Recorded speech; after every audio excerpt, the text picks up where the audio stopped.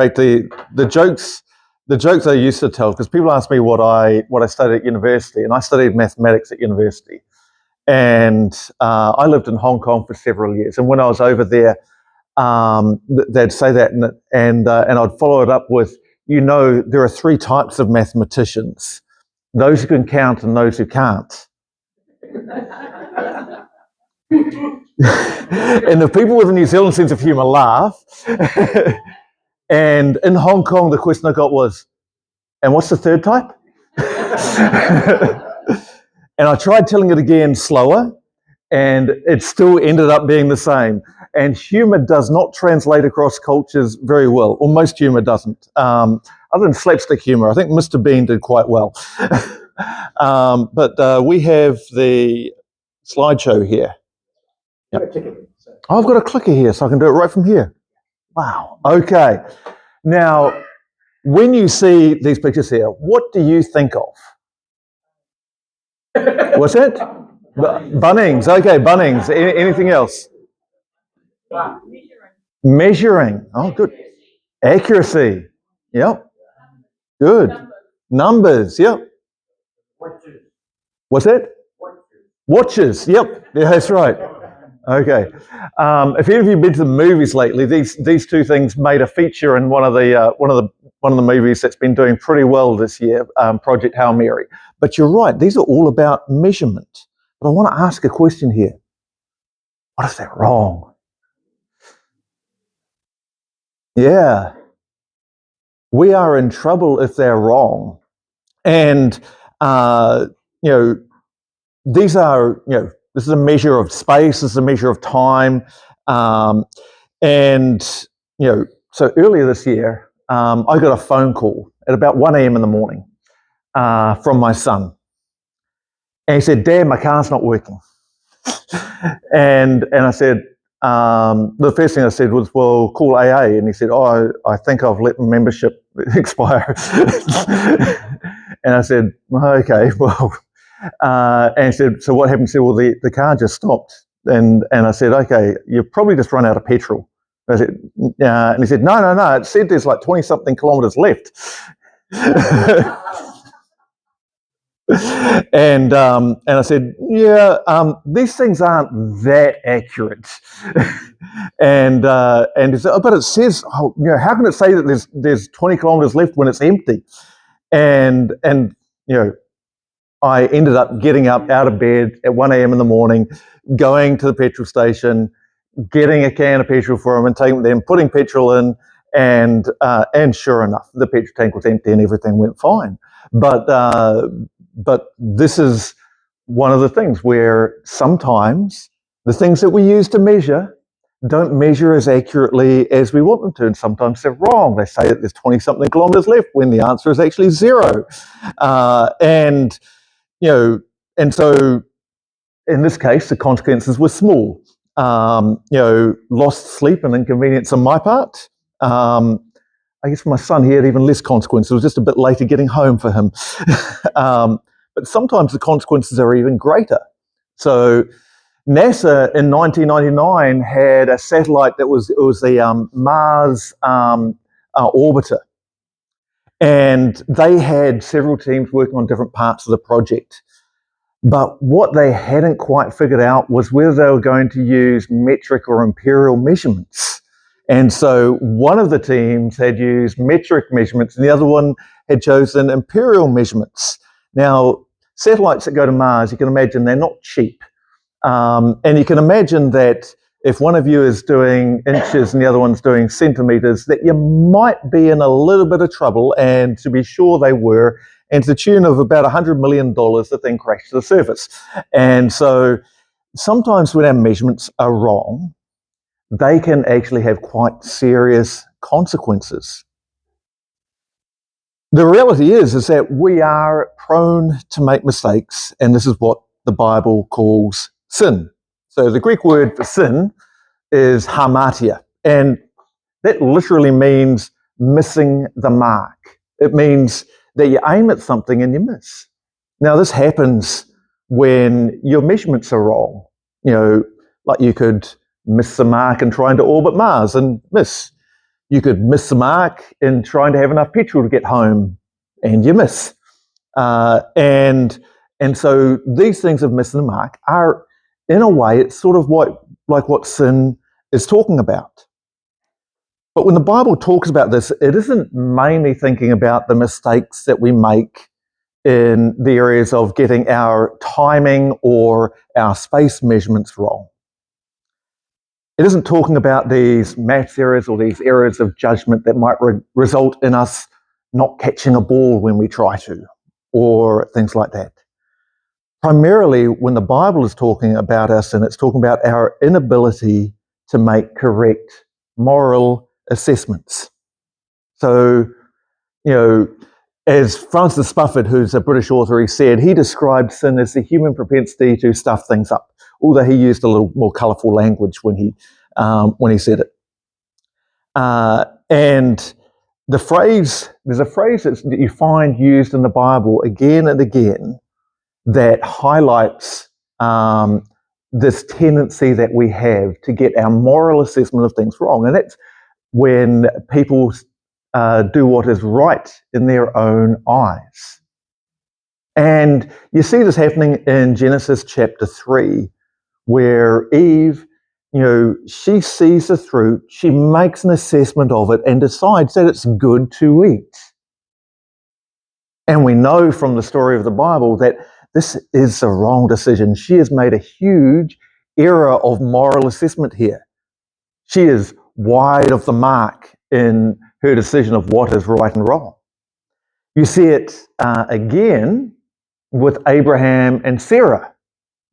Sarah is upset about her maidservant Hagar, who is all happy about having a son when she doesn't. And Abraham says to her, do with her what is right in your own eyes. And she then proceeds to abuse and eventually drive out her maidservant. She acts incredibly cruelly and callously. Again, when we do what is right in our own eyes, we get it wrong. And then at the end of Judges, as a description of how the whole nation of Israel was, it described as a time when everyone did what was right in their own eyes. So we have a picture throughout the history of the Bible where sin is described as us doing what is right in our own eyes, and it ends up being wrong, sometimes in very, very big ways. And so as we come to our passage from here in Corinthians, then I want you to have this picture in your mind, because it is going to be a really useful lens in helping us see what is happening in this chapter. And especially, so how many of you have heard of the Dunning-Kruger effect? The Dunning-Kruger effect, Lynette has, because she's very well read. The Dunning-Kruger effect, this was something that was discovered by some researchers. And what they found out was that people who know a little bit about something way overestimate their ability in any subject, whereas people who are experts will actually rank themselves lower in their estimation than those who are beginners. So this is another description of how this sin of making judgments of what is right in our own eyes plays out. We often overestimate our ability and our ability to make good decisions. And so let's take a look at the scriptures here. So we'll start off with verses 1 to 4. And Paul says, so look at Apollos and me as mere servants of Christ who have been put in charge of explaining God's mysteries. Now, a person who is put in charge as a manager must be faithful. As for me, it matters very little how I might be evaluated by you or by any human authority. I don't even trust my own judgment on this point. My conscience is clear, but that doesn't prove I'm right. It is the Lord himself who will examine me and decide. So we read these few verses here, Paul is bringing himself and Apollos as examples, as a way of illustrating what is happening there, and so it's important for them that they are faithful, that they do what they have been appointed to do. And so Paul is responding to what has happened, and we'll read on, as we read on, we'll find out about this, that the Corinthians have been making, judgments or assessments about who they think is better. Is Apollos better? Or is Paul better? And someone will say, well, Apollos, he's the one who has it. Paul, he's kind of second rate. And some of the others would be the other way around. And they were arguing about this. So they were making judgments about it. So Paul is saying, it doesn't matter. He's saying, I don't care what judgment you have about me or about any human. But it's interesting to say, I don't even trust my own judgment on this point. Right? Why doesn't he trust his own judgment?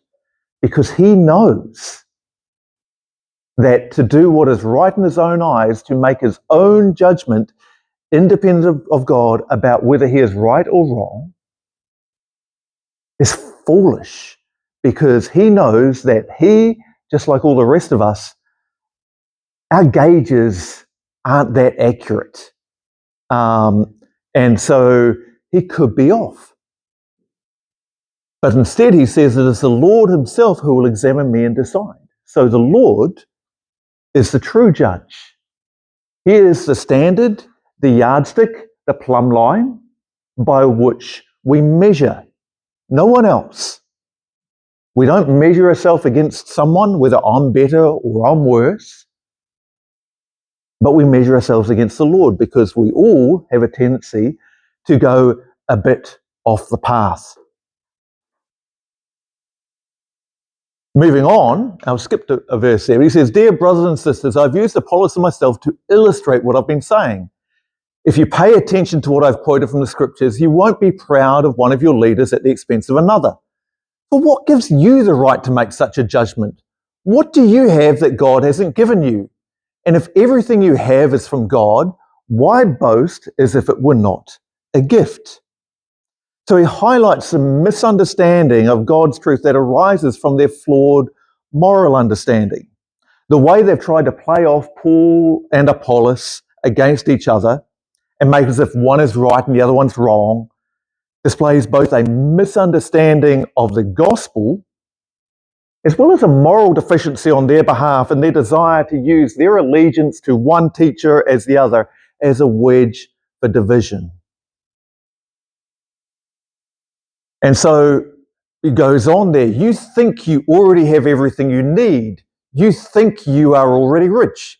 You have begun to reign in God's kingdom without us.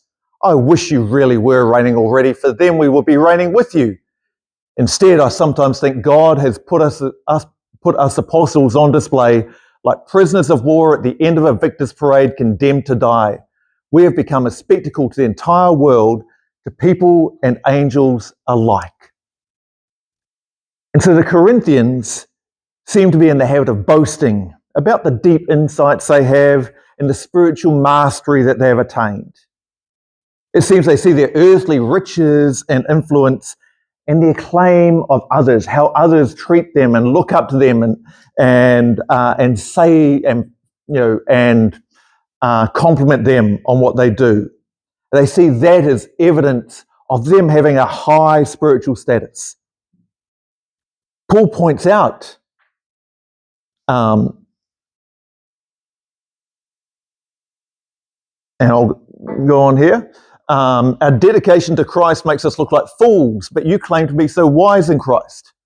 We are weak, but you are so powerful. You are honored, but we are ridiculed. Even now we go hungry and thirsty, and we don't have enough clothes to keep warm.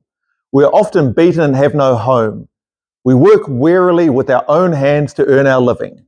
We bless those who curse us. We are patient with those who abuse us.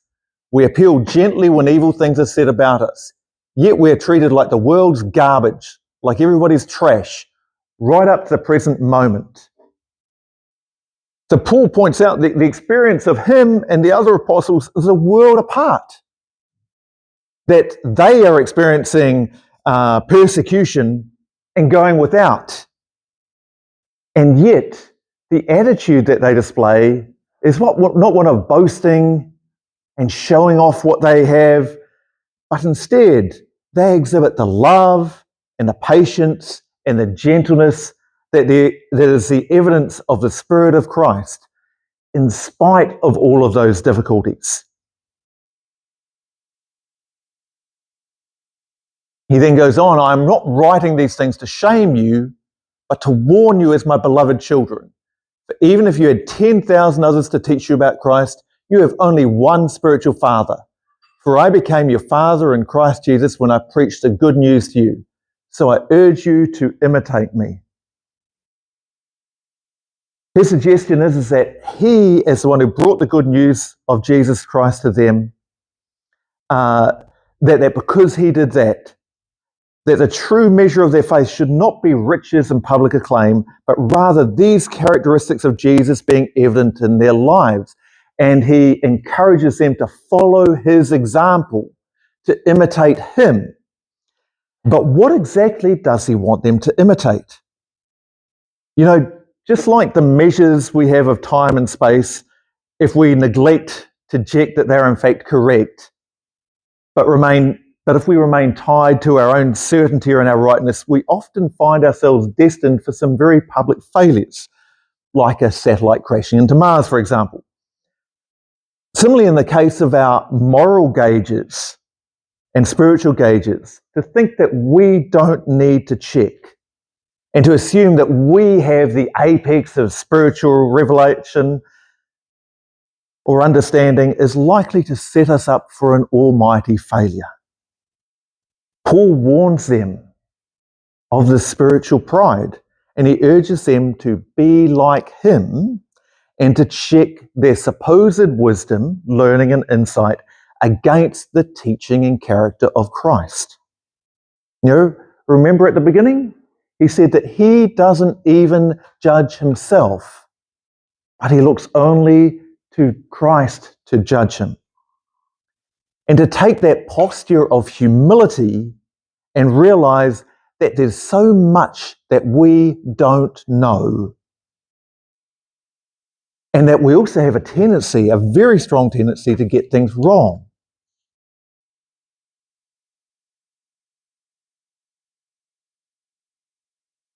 He goes on, and this is going on to the end, to almost the end of the chapter now. Some of you have become arrogant, thinking I will not visit you again, but I will come and soon if the Lord lets me. And then I'll find out whether these arrogant people just give pretentious speeches or whether they really have God's power. For the kingdom of God is not just a lot of talk, it is living by God's power. So the mere presence of the arrogance and boasting is evidence that their hearts are not aligned with Christ. You know, I think we can often be like these Corinthians, or at least I know I can be. I can easily get quite enamored with my own ideas and insights and think they're pretty good. I can be tempted to attach myself to the teachings of one Bible teacher as opposed to another.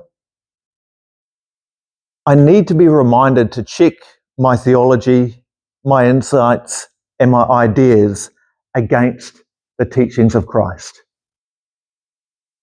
I need to return with every idea that I have and check to see if it matches up with what Jesus said and with how Jesus lived.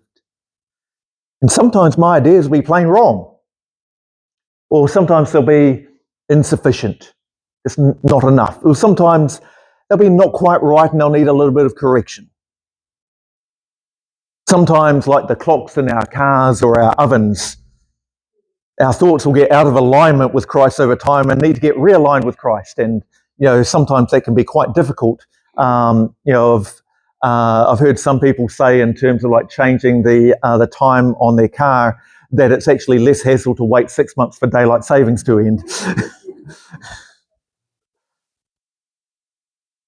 But when it comes to aligning ourselves with Christ, this is much more important than getting our car clock right. And so we need to do that work. Sometimes it will be a bit of hard work to do that, but it is oh so important. Sometimes I'll make a wrong moral or spiritual calculation and I'll find myself metaphorically stuck on the road without any petrol.